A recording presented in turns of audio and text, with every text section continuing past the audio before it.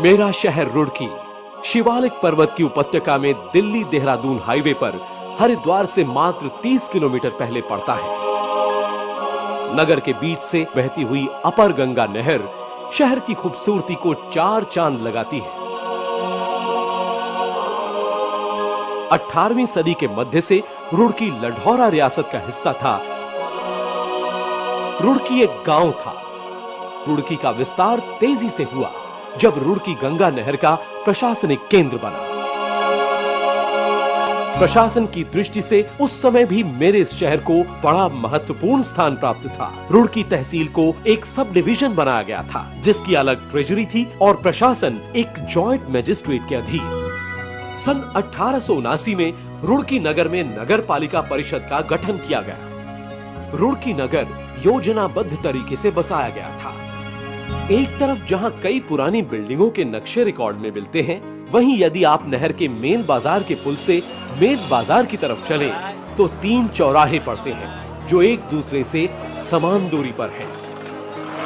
इन सड़कों के किनारे बनी दुकानों व मकानों की बनावट एक समान है।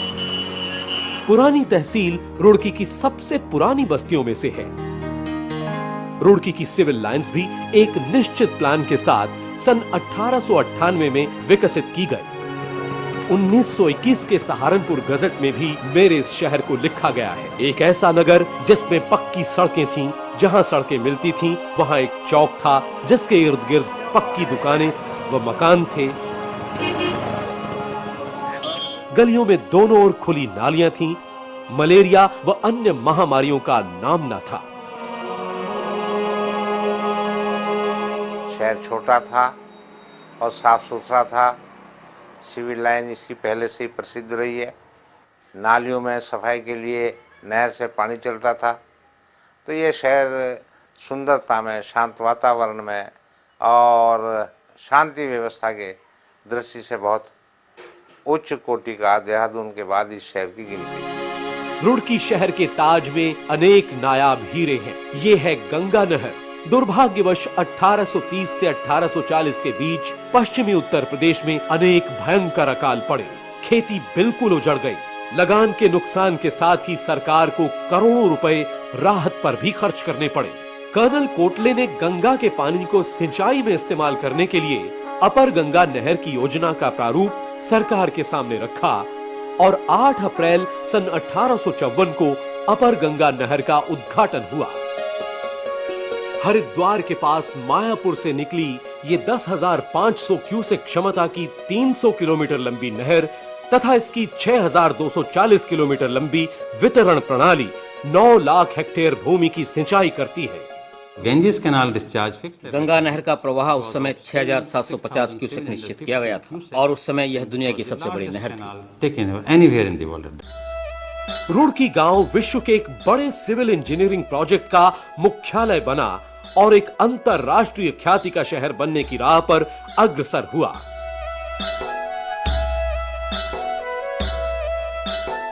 आगे चलकर रुड़की सिंचाई विभाग व जल विद्युत वितरण का भी मुख्य केंद्र बना, क्योंकि इस नहर पर अनेक छोटे पावर स्टेशन बने हैं।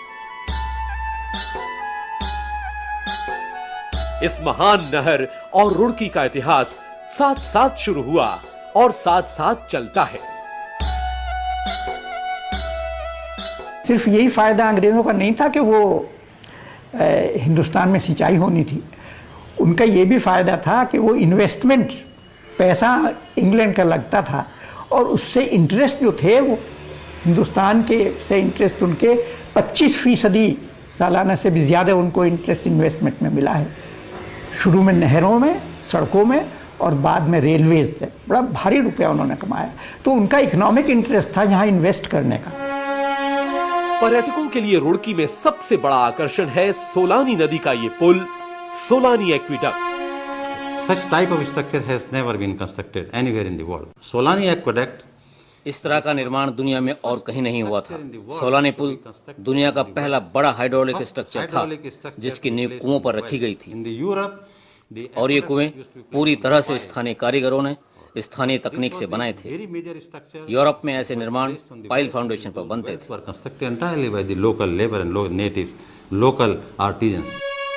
नहर को सोलानी नदी के ऊपर से पार कराने के लिए सोलानी पुल का निर्माण कार्य सन 1850 के आसपास शुरू हुआ।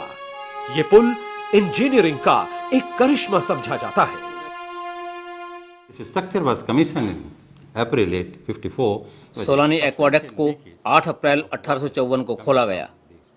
उस समय इससे काफी पानी टपकता था और कुछ दिनों में ही नहर को बंद कर दिया गया। टपकते पानी को बंद करने के लिए यहीं मिलने वाली चिकनी मिट्टी को गारे की शक्ल में ईंटों के ऊपर बिछा दिया गया और 150 साल से अधिक हो गए हैं बिना किसी समस्या के। 50 फुट लंबे मेहराब हैं। कोटले ने इन सब मेहराबों को इस तरह से जोड़ा कि भूकंप की स्थिति में एक एक मेहराब में कंपन नहीं होगा, बल्कि पूरे स्ट्रक्चर में एक साथ कंपन होगा। तब से आज तक अनेक भूकंप यहाँ आए हैं, लेकिन इस स्ट्रक्चर को कोई नुकसान नहीं हुआ। किसी भी शक्ति के भूकंप में यह पुल सुरक्षित रहेगा। सोलानी पुल के निर्माण और नहर के उद्घाटन के सिलसिले में लॉर्ड डलहौजी का भी रुड़की आगमन हुआ। मेहवड़ से रुड़की तक की नहर भराव की है, जिसकी ऊंचाई 5 से 10 मीटर तक है। नहर का ये भाग बहुत नाजुक है, अतः नहर के अधिकारियों की अधिकतम सतर्कता और तत्परता की इस भाग को विशेष आवश्यकता है। इसीलिए नहर के इस भाग के दोनों सिरों पर मेहवड़ व रुड़की में शेरों की आकृतियों की स्थापना की गई। शांत व सतर्क शेर की ये प्रतिमाएं सतर्कता की प्रतीक है। रुड़की में एक 5वां शेर भी है, शेर कोठी पर। यह शायद उन शेरों का नमूना था जो बाद में रुड़की व मेहवड़ में स्थापित किए गए।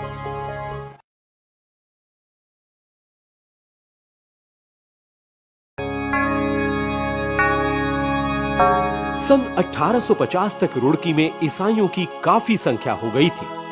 समय के साथ क्रिश्चियनिटी के विभिन्न संप्रदायों के चर्च यहां स्थापित हुए।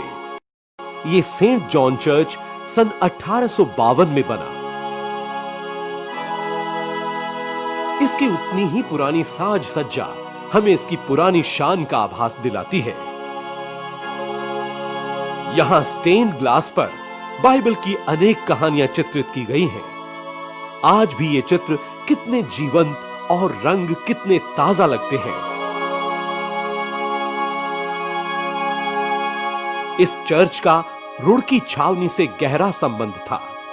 समाधि का ये पत्थर बंगाल सैपर्स के उन शहीदों को समर्पित है जो दूसरे अफगान युद्ध में शहीद हुए।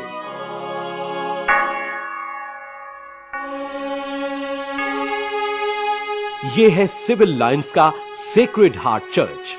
पहले यह चर्च बिल्डिंग रुड़की छावनी में इन्फेंट्री ऑफिसर्स का मेस था, जिसे आगरा के बिशप ने खरीद लिया।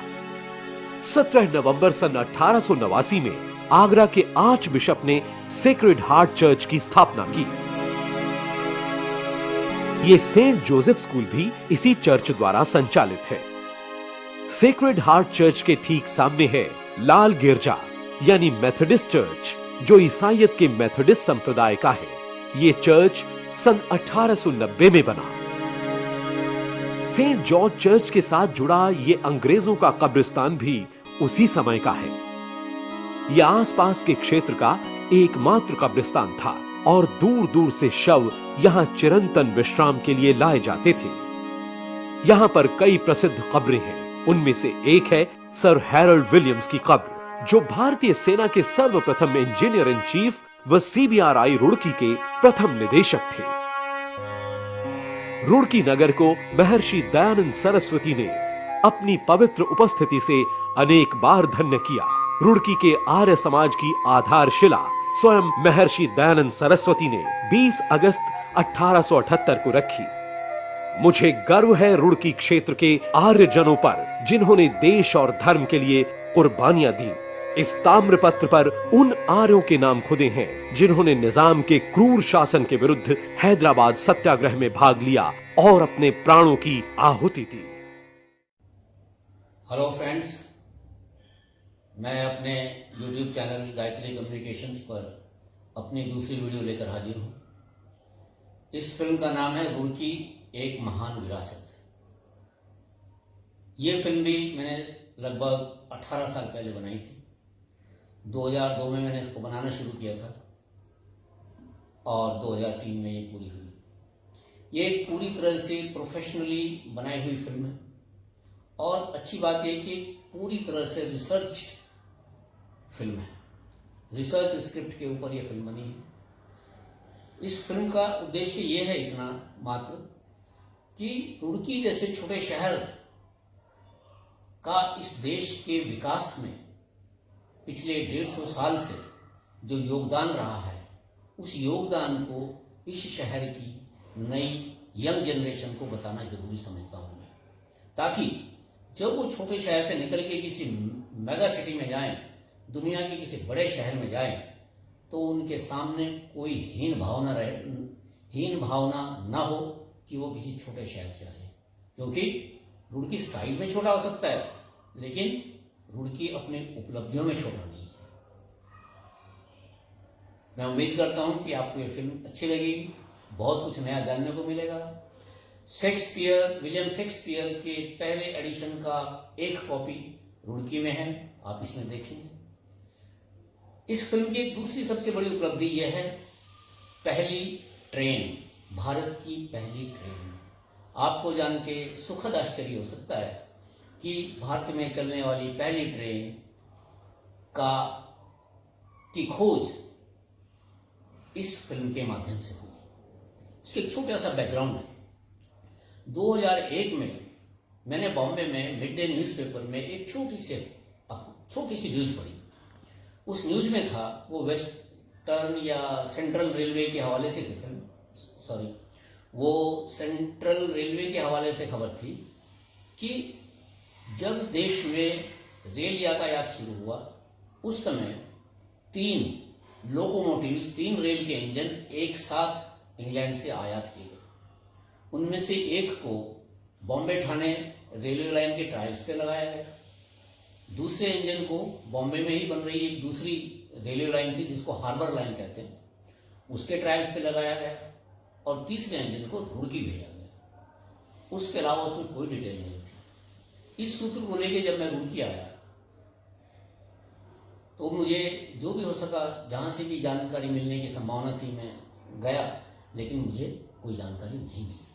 अंततः डॉक्टर डीवी मित्तल, जो अपने आप में रुड़की यूनिवर्सिटी के इतिहासकार, उन्होंने 2 बड़ी अच्छी पुस्तकें लिखी हैं, थॉमसन कॉलेज और रुड़की विश्वविद्यालय के इतिहास पर। उन्होंने मुझे बताया कि यदि कुछ ऐसा एग्जिस्ट करता था, उस इंजन के बारे में अगर कुछ पता चल सकता है, तो आपको रुड़की विश्वविद्यालय की लाइब्रेरी से पता चल सकता है। उस समय के जो उपकुलपति थे, उनसे परमिशन लेके मैंने रुड़की लाइब्रेरी के रेफरेंस सेक्शन को छाना और मुझे बहुत आश्चर्य हुआ कि वहाँ सब रिकॉर्ड इंटैक्ट थे। ये बात अलग है कि उन रिकॉर्ड्स को आज प्रिजर्वेशन की बहुत ज़्यादा ज़रूरत है, लेकिन सब रिकॉर्ड थे। और उन्हीं रिकॉर्ड्स के आधार पे ये इस्टेब्लिश हुआ कि पहली ट्रेन बॉम्बे ठाणे ना होके रुड़की, और रुड़की से आगे ये लगभग 25 किलोमीटर की ट्रेन थी। 18 माइल्स ट्रेन कहा जाता है इसको रिकॉर्ड्स में। ये जंगल से लकड़ी, मिट्टी, ये सब ढोने के काम आती है, क्योंकि जो मेवड़ से रुड़की तक की नहर है, उसके अंदर मिट्टी और ईंटें दोनों का बहुत बड़ी मात्रा में इस्तेमाल हुआ है। सो आप ये सब चीजें इस फिल्म के अंदर देखेंगे। इसके साथ साथ बाकी चीजें तो सिर्फ पेपर पे कुछ ड्राइंग्स हैं, लेकिन इस फिल्म में आप वो ओरिजिनल वैगन्स भी देखेंगे जो उस समय इस्तेमाल हुए। मैं आज उस समय के बीजीए कमांडेंट ब्रिगेडियर मुखर्जी साहब का आभारी हूं कि उन्होंने मेरी आग्रह पर बहुत मेहनत की और वो कहीं से ढूंढवाए। वो आप इस फिल्म में देखने वाले हैं। मैं उम्मीद करता हूं आपका ज़्यादा समय न लेते हुए कि आप इस फिल्म को एंजॉय करेंगे। और एक छोटी सी और रिक्वेस्ट, यदि आपको लगे कि मैंने वास्तव में कुछ काम किया है, तो आप इसको लाइक करें, अपने कमेंट्स दें और सब्सक्राइब करना ना भूलें। बहुत बहुत धन्यवाद।